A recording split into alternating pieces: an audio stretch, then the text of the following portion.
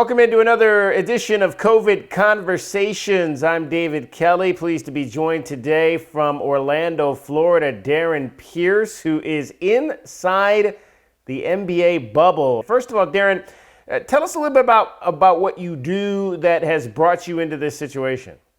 Well, I'm a camera operator for Turner. That's one of the sports production companies, networks that I work for. And during the NBA season, I do one game, sometimes two games a week. And once the season ended, they asked us if we would come back out here to do the restart when it started. And we decided, yes, we'd go ahead and do that. So I'm one of the camera operators for Turner. So how has that kind of worked for you? When did you get there, and what's it been like so far? Yeah, it's quite an experience. I got here on July 12th. And the first evening we stayed at the Waldorf off the Disney property just to get acclimated. We got tested that first night, and once we got a negative test, they moved us to quarantine here at the Coronado Springs Resort on the Disney property. I'm in the green zone, and what the green zone is the same zone that the players are in. There's three different zones: a green zone, yellow zone, and a red zone. So the red zone, least restrictive; yellow zone, more restrictive; green zone, the most restrictive. So as soon as I got into this resort, we were quarantined for 7 straight days. I couldn't leave this room I'm in right now. I had to stay in it for 7 days. People would come to my room, test me, drop 3 meals off a day. I don't want to equate it to prison because it wasn't prison, but it felt like that to me. And then after 7 days, once we had 7 straight negative results from our test, we were allowed to leave our environment, the closed environment. So when you say you can leave your environment, what does that mean? You can go, can you go out to eat off property? What does that entail? There's two places I'm allowed to go. The Coronado Springs Resort, which is our green zone, and then I get bused over to the arenas, which is at the ESPN Wide World of Sports Complex. And over there are 3 different arenas. And there's pathways set up that the green people walk a certain way, so they're never in contact with the yellow or the red people. You know, I mean, the NBA has done a fantastic job laying this all together, and it's a learning process. There's some things that they adapt to or change. When something they realize it might be a little weird or not working properly, because the health and safety of the players is the biggest deal. They don't want anybody to come in contact with a player who might be exposed to the virus. And us being, we're in the same complex as the players, so we are very, very, it's pretty tight security on what we can and can't do. So there's 2 places I can go: this resort and the arenas. That's about it. You're actually just hanging out with these guys. Let me just put it this way.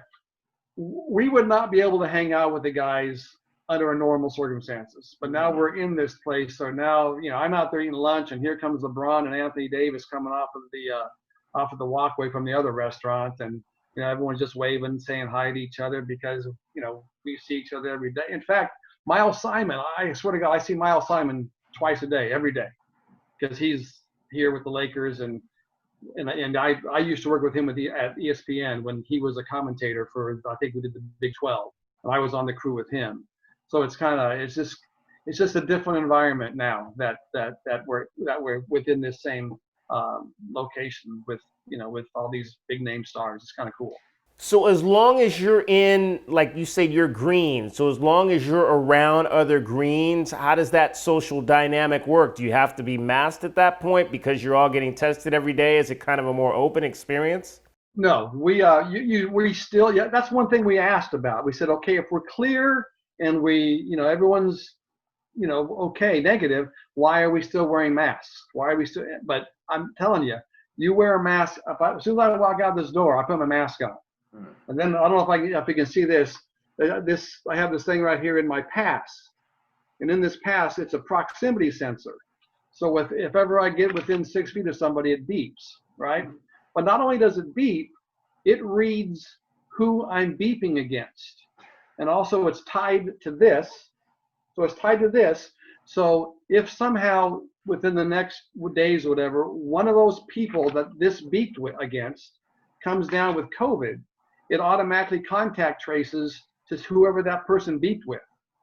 So then if I was to put this sensor against my reader, it would instead of turning green like it's supposed to, it'll go blue, meaning there's a violation. Meaning then I would be pulled aside. They check all my data, and then they would say, hey, you came in contact with such and such, and he came down with the virus. Now we need to take extra protocol with you to make sure that you don't have it, even though we get tested every day. So they have an incredible contact tracing here, and protocol in place to make sure that we still stay apart from one another. And what is your current testing protocol? How often are you tested per week? Yeah, no, we are tested every day. Every day we must test every day, and also we have an NBA health app. Every morning we have to take our temperature. We have to take our blood oxygenation reading, and those are tools that they gave us, and that's all connected to a Bluetooth, which then goes into your phone, and then from your phone that goes into their database, and from their database it goes into this little thing I'm wearing right here. Because every time I go into a different building or get onto a bus or go into an arena, I take this little sensor here and I put it against a reader, and it tells them if I'm up to date with all of my testing, and I'm up to date with my health checks. And if I'm not, then I'm not allowed in, or they pull me off to the side. Luckily, that hasn't happened yet, because I'm pretty religious about taking care of my tests. But they want to make sure that everybody is on the up and up, and that everything's taken care of daily. And we get our tests. I do my testing every morning. I just walk outside my room, and the testing center is 100 feet away, and we get our results back in 18 hours. So it's pretty efficient. What tests are they doing there? Are they doing the nasal test? Are they doing? I know Arizona State University developed a spit saliva test. Which tests are they doing there? What we do, we get a swab through both of our cheeks, inside of our mouth, and towards the back of our tongue. And then they also do a nasal swab, and thankfully it's not the deep nasal swab. It's just the inside of the front part of the nose. So it's not a deeply penetrated test. Do you feel? I mean, like you said, you're getting your results in 18 hours. We're hearing reports of people that are having to wait weeks to get their results. Do you feel fortunate that you're in this process, that you can get results that quickly? And I guess, why do you believe that that's possible there, but not necessarily possible in the general public? Well, we've had that discussion. A lot of us that are in this zone, and by the way, the people in the yellow and the red zone, they're tested twice a week. We're tested every day. We've spoken about that, and there's definitely inequities between the inside and the outside. I mean, I think that in this case, the NBA is paying a great deal of money to be able to have these results done so often, or these tests done so often, the results to come back so quickly. So I think that the fact that they have the resources to pay for this now, and sometimes, it's, I don't want to get into a political issue regarding this, but it is unfortunate that on the outside, people are tested and they can't get their results within 4 or 5 days, and in that meantime, who have they exposed during that time, if in fact their test comes back as a positive reading. I don't want to speak for the NBA, but I do know that the fact that we are getting results, getting tested every day, and we are getting results back in such a quick time, there has to be something to do, and my thought, have something to do with funding for such a process. What do you make of the fact that obviously you guys have gone into a bubble, the WNBA has gone into a bubble, Major League Baseball chose not to go into a bubble, and now it seems to be crumbling on the baseball side? Yeah, see, what's supposed to happen once we finish here, Turner also has the contract for the baseball playoffs. So our plan from here is to finish up here, go home, and then start the baseball playoffs. But we're looking at what's happening with baseball, and the fact that they don't have anywhere near the restrictions that we have, or that the NBA has.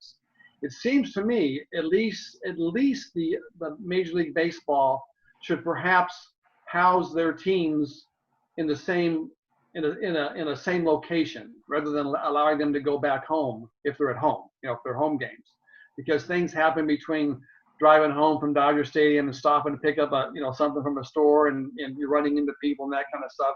I think what you need to do is reduce the chances of infection. And in order to do that, you have to reduce the amount of people that you come in contact with. It's easy to do basketball. I don't want to say easier to do basketball in an environment because it's a smaller venue. And what we're doing here on these courts is, if you watch the games, and the team is the home team, that everything inside the arena is geared towards that home team. In other words, all the signage is for like the Milwaukee Bucks if they're the home team. The floors have Milwaukee Bucks markings on them. Everything, all the sound effects and noise and stuff deals with the Milwaukee Bucks. So they're trying to give them that home team advantage. With baseball, it'd be very difficult to do something like that, to play in one certain area. It's just too big of a thing, of an event. I think baseball needs to restrict player movement if they're going to make this successful at all. Obviously, a lot of you guys that do this are independent contractors. So when this hit, I mean, literally, it took away income from people like you. So this opportunity to go into this bubble, were these coveted positions? Were people fighting for these positions? Did you ever say to yourself, you know what, I don't even want to deal with that situation, I'm not going to do it? Were you in a position to turn down an opportunity like this? And it's funny that you asked that, because when this hit, Turner, which is owned by AT&T, was very, very generous with taking care of us after all the games were canceled. They paid us all the way through the playoffs, from the playoffs that would have occurred. So in other words, we were on their payroll just like we were doing the games. When they offered to do that, they sent an email out to each one of us that says, this is what we're going to go do going forward. But if the season was to resume, we would like us to be the first right of refusal, because of what we're doing for you, to pick it up if it was to resume. So because they were so generous to us, as soon as we found out that the restart was happening, they contacted the regular crew, which I'm on, and offered us this 2.5 month experience. And I felt that I was obligated to do so, because of the fact that they had taken care of their employees, and I think it was in my position to be reciprocal and to do the same. Have there been any days where you've gotten nervous? Maybe you woke up and you're just not feeling well? I mean, have you had any days like that? Not at all. The hardest part for me is finding something to do if I'm not doing something. So I mean, we have a gym to go to. There's a lagoon outside that we can walk around. You can fish in that lagoon. There's bicycles to ride. I never felt sick. I did feel pent up when I was stuck in that room for 7 days. But then, I just mentally had to say, I'm pretty lucky to be involved in something of this magnitude, which has never been attempted before. And I can't express my appreciation to the NBA any more than they have really done a fantastic job, and to get all these things in place. Now, me and my lifestyle, I think it's adjustable. I can deal with it. I'm just wondering how the players are adjusting to this, because their lifestyle, when they're outside of the NBA bubble, is completely different than mine. So I just wonder. I mean, I think it has to be a much bigger adjustment for them than it is for me. Is there family that you left behind? I mean, if to go into this situation? Yeah, I have my wife's at home in Tucson, and we, our kids are grown, so they're out of the house. But yeah, this is, it's a big experience, a big change for anybody who's in the bubble, and also for those who are outside of the bubble. I mean, I'm fortunate enough that I don't have small children at home, you know, but there's several guys that I work with who have, 1-year-olds at home, and they're going to be gone for 2.5, 3 months, and all that burden of responsibility is placed on their wives. My wife and I, we own a pub in Oro Valley, so now she has to take care of all that stuff while I'm here. Now I can do some stuff remotely, but she's mowing the yard, taking care of the pool, doing all those things that I normally would be taking care of myself, along with her regular duties. And also, I'm not there. I'm not there, and that's a big adjustment as well.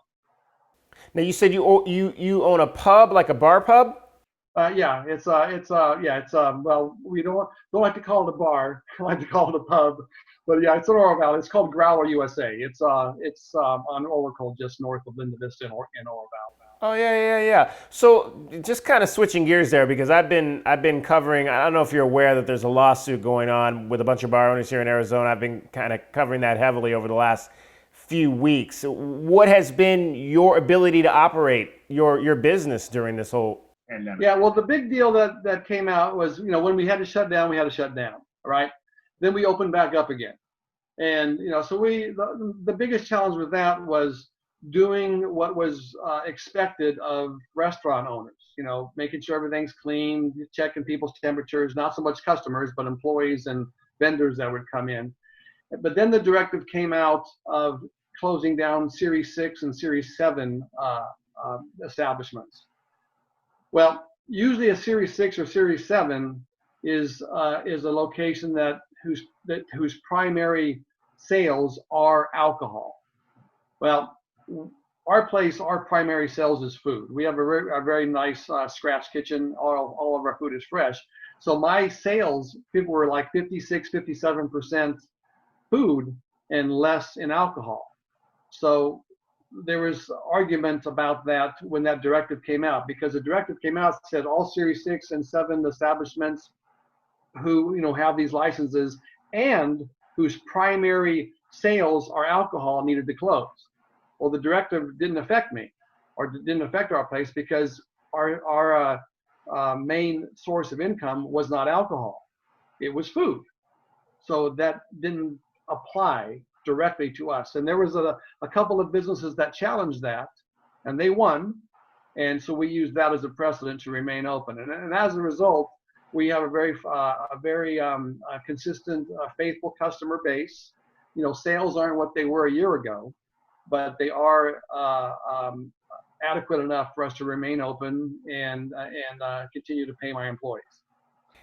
I don't know if you want to answer this question, but I'm going to ask it. In regards to this lawsuit, I don't know how much you know about it, but the thing that the bars are contending, that this should not have been a decision that the governor was able to make. This should have been made by the legislature, and they should not have given away their police powers to Governor Ducey. Do you have any thoughts on how you feel about that? Is that something you believe in? Well, I personally, there's so much that has occurred during this pandemic that isn't consistent across the board everywhere you go. It's almost like this virus can't cross state lines. So there's so much that has been left up to individual municipalities or states or cities or or counties, and so many certain businesses have been targeted. For instance, I'm a member of a health club that was shut down, and that health club was so. I mean, they were so serious about making sure that everything they did was proper, to make sure that people were staying apart from one another, machines were wiped down, social distance, everything. I never felt frightened at all going inside this health club, and it was shut down. So arbitrarily, I mean, there's arguments that you can make, and I try to keep myself away from the political argument about these things. But I think what's the problem is there's been inconsistency throughout our nation, that there's arguments that can be made either for or against. And I think that's what causes the frustration with business owners, with people who are used to frequenting these places, and just the general public. There's just so much ambivalence out there, so it's a little bit difficult. Now I've not been to Growlers. Now you guys don't brew your own beer, correct? So if I'm going to Growlers, is there a good beer that I want to get next time I go? Well, let me tell you, there's 95 beers on tap. So if you can't find one in one of our selections with 95 to choose from, you need to stop drinking beer and start drinking something else. lot of Arizona beers, I would imagine. Yeah. Our concept is we'd like to have 60% of our taps local and regional beers, and the other 40% to be more of a national brand. So we definitely cater to local breweries within Tucson and Arizona. Without upsetting all of your distributors, can you give me your favorite Arizona or regional beer? I'm a porter stout kind of guy, which aren't real popular in the summer because they're heavier, kind of a thing, kind of a drink. But Uncle Bear's, which is out of Phoenix, Uncle Bear's makes a peanut butter porter, and I really like that. I like it if it's cold outside or if it's hot outside. I really like that beer. I'll have to try that one. Lastly, I don't know if are you permitted to tell me this, but from what you've seen, is there a team to watch? Here is what I honestly think. I don't think the best team under normal circumstances is going to win this thing. I think the best team that can adapt to these conditions is the one. I think the mental player is going to be the one that takes this. The team that has the best mental conditioning is going to win this, because this is not your normal NBA situation. It's definitely those that can get the mindset and can focus on what they actually have to accomplish. Hey, Darrin, I appreciate you taking some time to join me today. Great stuff. All right. I appreciate you again taking the time to join me for another edition of COVID Conversations.